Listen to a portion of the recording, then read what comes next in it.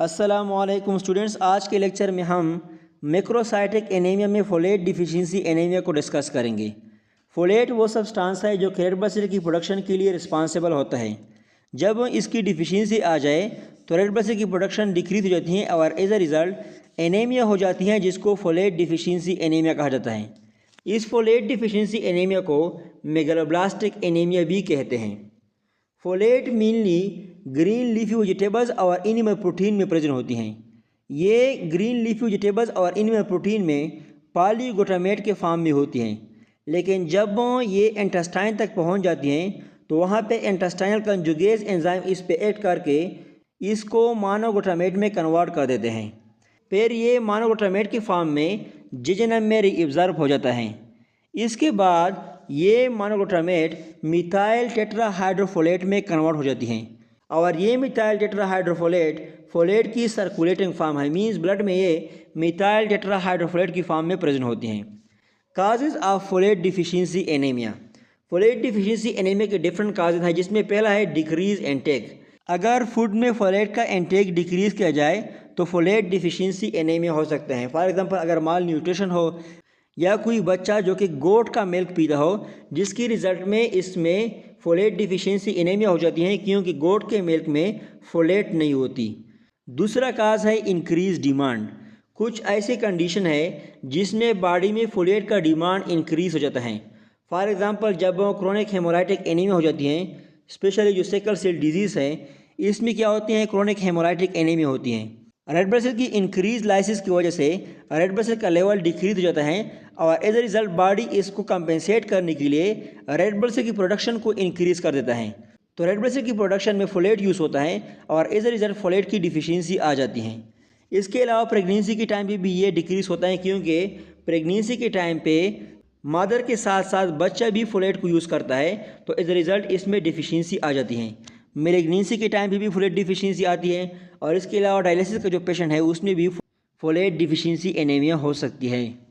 माल absorption में for example जो Sellick disease है, इसमें क्या होता है कि जो वेलाई होती हैं, जो वेलस सरफेस होती हैं, जो कि मेनली रीअब्जॉर्प्शन के लिए रिस्पॉन्सिबल होती हैं, वो इसमें एब्सेंट होती हैं। जब वेलस सरफेस एब्सेंट होती हैं तो फोलेट, आयरन और विटामिन B12 इन सब की रीअब्जॉर्प्शन नहीं हो पाती। तो एज ए रिजल्ट ये जो सेलिक डिजीज़ है, ये फोलेट, आयरन और विटामिन B12 डिफिशिएंसी एनीमिया इन तीनों के लिए रिस्पॉन्सिबल हैं। सोरियासिस एक ऑटो इम्यून स्किन डिजीज़ है जिसमें फोलेट डिफिशिएंसी हो सकती है। ड्रग्स में फ्लोरोयूरोसेल जो है ये फोलेट डिफिशिएंसी काज करता है, क्योंकि ये थाइमिडाइलेट सिंथेज को इनहिबिट करता है। थाइमिडाइलेट सिंथेज फोलेट के मेटाबॉलिज्म के लिए रिस्पॉन्सिबल होता है। मेथोट्रेक्सेट जो है ये डाईहाइड्रोफोलेट रिडक्टेज को इनहिबिट करता है और ये भी फोलेट मेटाबॉलिज्म में बड़ा इंपॉर्टेंट रोल परफॉर्म करता है। ट्राइमेथोप्रेम सल्फामेथोक्साजोल भी डाईहाइड्रोफोलेट रिडक्टेज को इनहिबिट करता है। इसके अलावा फिनेटाइन जो है ये इंटेस्टाइनल कंजुगेज को इनहिबिट करता है। इंटेस्टाइनल कंजुगेज जो पॉलीग्लूटामेट को मोनोग्लूटामेट में कन्वर्ट करता है। तो जब इसकी डिफिशिएंसी आ जाए तो इसके रिजल्ट में क्या हो जाता है, फोलेट की रीअब्जॉर्प्शन सही तरीके से नहीं हो पाती और एज ए रिजल्ट फोलेट की डिफिशिएंसी हो जाती है। Morphological changes in folate deficiency anaemia. Folate deficiency anaemia में रेड ब्लड सेल में क्या चेंजेस आ जाती हैं, इसको मैंने विटामिन B12 डिफिशिएंसी एनीमिया में भी डिस्कस किया है, क्योंकि ये जो मॉर्फोलॉजिकल चेंजेस है वो विटामिन B12 डिफिशिएंसी एनीमिया में भी हो सकती हैं। तो इसमें क्या होता है कि पैनसाइटोपेनिया हो जाती है, means all type of blood cells की नंबर डिक्रीज हो जाती हैं, क्योंकि इसमें जितने भी माइलाइड लिनेजेस हैं जो कि ब्लड सेल्स की प्रोडक्शन के लिए रिस्पॉन्सिबल होते हैं, वो इसमें सारे अफेक्टेड हो जाते हैं। इनिशियोसाइटोसिस का मतलब ये है कि इसमें जो रेड ब्लड सेल होते हैं वो डिफरेंट साइजेस के होते हैं। मैक्रोएवोसाइट्स का मतलब ये है कि इसमें जो रेड ब्लड सेल होते हैं वो मैक्रोसाइटिक होते हैं और इसके साथ साथ ओवल शेप के होते हैं। हाइपर सेगमेंटेड न्यूट्रोफिल्स, इसमें जो न्यूट्रोफिल्स होते हैं वो हाइपर सेगमेंटेड होते हैं। हाइपर सेगमेंटेड न्यूट्रोफिल्स का मतलब ये है कि न्यूट्रोफिल्स मोर देन 5 लोब्स पे मुश्तमिल होते हैं।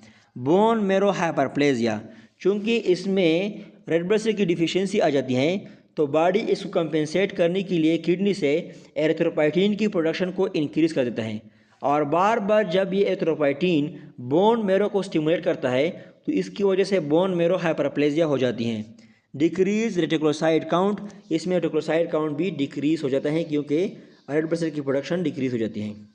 Clinical features of folate deficiency anaemia. Folate deficiency anaemia में वो सारे क्लिनिकल फीचर प्रेजेंट है जो कि विटामिन B12 डिफिशियंसी एनीमिया में है, लेकिन विटामिन B12 डिफिशियंसी एनीमिया में जो न्यूरोलॉजिकल एबनॉर्मलिटीज़ होते हैं वो इस फोलेट डिफिशियंसी एनीमिया में नहीं होती। तो क्लिनिकल फीचर्स में मेनली फिटिगो होती हैं, वीकनेस होती हैं, शार्टनेस ऑफ ब्रीथ होती हैं, पेल स्किन होती हैं, ग्लोसाइटिस मीन्स टंग्स की इन्फ्लेमेशन हो जाती है, और चिलोसिस का मतलब ये है कि इन्फ्लेमेशन के साथ साथ माउथ के कॉर्नर में क्रैक्स बन जाते हैं। जब हम इसको लैब में देखते हैं तो हमें क्या नज़र आता है, हमें डिक्रीज सीरम फोलेट लेवल नज़र आता है, decrease red blood cell folate level. Red blood cell का फोलेट लेवल जो है ये फोलेट स्टोर की बेस्ट इंडिकेटर है। इससे हमें पता चलता है कि फोलेट स्टोर में फोलेट का लेवल डिक्रीज हो गया है। इंक्रीज हीमोसिस्टीन, हीमोसिस्टीन का लेवल भी इंक्रीज होता है क्योंकि ये जो फोलेट है ये हीमोसिस्टीन के मेटाबॉलिज्म के लिए रिस्पॉन्सिबल होता है। अब अगर इस फोलेट की डिफिशियंसी आ जाए तो इस हीमोसिस्टीन की मेटाबॉलिज्म नहीं हो पाएगी और एज ए रिज़ल्ट इसका लेवल इंक्रीज होगा। Normal urine methyl malonic acid, इसमें जो मिथाइल मेलोनिक एसिड है वो इसमें नॉर्मल होता है। तो ये एक डायग्नोस्टिक पॉइंट है जिसमें हम फोलेट डिफिशियंसी एनीमिया और विटामिन B12 डिफिशियंसी एनीमिया को आपस में सेपरेट करते हैं, क्योंकि विटामिन B12 डिफिशियंसी एनीमिया में मिथाइल मेलोनिक एसिड का लेवल इंक्रीज होता है। इसके अलावा इसमें रेटिकुलोसाइट काउंट भी डिक्रीज होती हैं और increase LDH and indirect bilirubin. LDH का लेवल इस वजह से इंक्रीज होता है क्योंकि रेड ब्लड सेल की हीमोलाइसिस की वजह से LDH रेड ब्लड सेल से सीरम में रिलीज होता है, और एन डायरेक्ट बिलिरुबिन का लेवल इस वजह से इंक्रीज होता है क्योंकि हीमोलाइसिस के रिजल्ट में जो हीमोग्लोबिन है वो बिलिरुबिन में कन्वर्ट हो जाता है।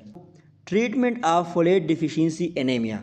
फोलेट डिफिशियंसी एनीमिया में हम क्या करते हैं कि हम 3 वीक्स तक oral folic acid 5 milligram daily देते हैं। जब 3 वीक्स का ड्यूरेशन हो जाए, ये थेरेपी कंप्लीट हो जाए, तो हम इसके बाद मेंटेनेंस थेरेपी देते हैं। मेंटेनेंस थेरेपी में हम हर वीक 5 मिलीग्राम लाइफ टाइम के लिए देते हैं। So this is all about folate deficiency anaemia. इंशाल्लाह आप सब दोस्तों को समझ में आ गया होगा।